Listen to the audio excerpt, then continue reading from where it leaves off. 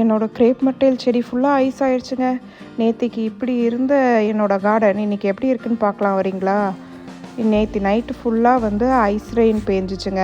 இங்கே பாருங்கள், மழை துளி எல்லாம் அப்படியே ஐஸ் ஆகிருக்கு பார்த்தீங்களா? உடைக்க கூட வரல.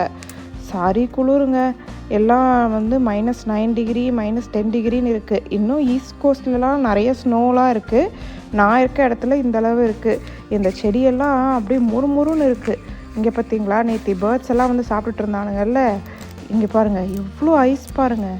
அந்த பேர்ட்ஸுக்கு வச்சுருந்த தண்ணியெல்லாம் அப்படியே ஐஸ் ஆகிடுச்சு. இன்றைக்கி வந்து அவனுங்க கொத்தி கொத்தி பார்த்துட்டு போயிட்டானுங்க. இதுதான் என்னோடய கிரேப் மட்டைல் செடிங்க. ஃபுல்லாக ஐஸ் தான், எங்கே பார்த்தாலும் ஐஸ் தான். அப்பா எப்படி இருக்குது பாருங்கள்.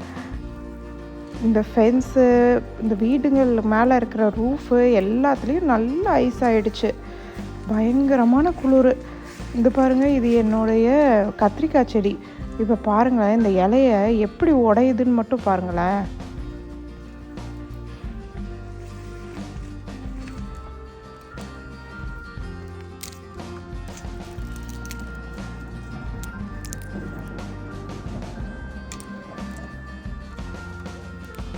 அப்படியே இலையெல்லாம் ஃபுல்லாக ஃப்ரீஸ் ஆகி கையில் எடுத்தோன்னா அப்படியே நொறுங்கி போகுது. அந்த மாதிரி இருக்குங்க.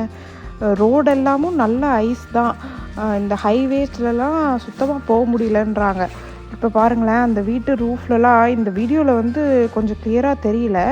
ஆனால் நம்ம நேரில் பார்க்கும்போது நல்லா அந்த ஒவ்வொரு இதுலேயும் ஐஸ் ஒரு லேயர் படிஞ்சிருக்கிறது அங்கே பாருங்கள். இந்த வீட்டில் நல்லா தெரியுது பாருங்கள். அவ்வளோ ஐஸுங்க. இன்னும் போக போக இன்னும் ஜாஸ்தி தான் ஆகுதுன்றாங்க.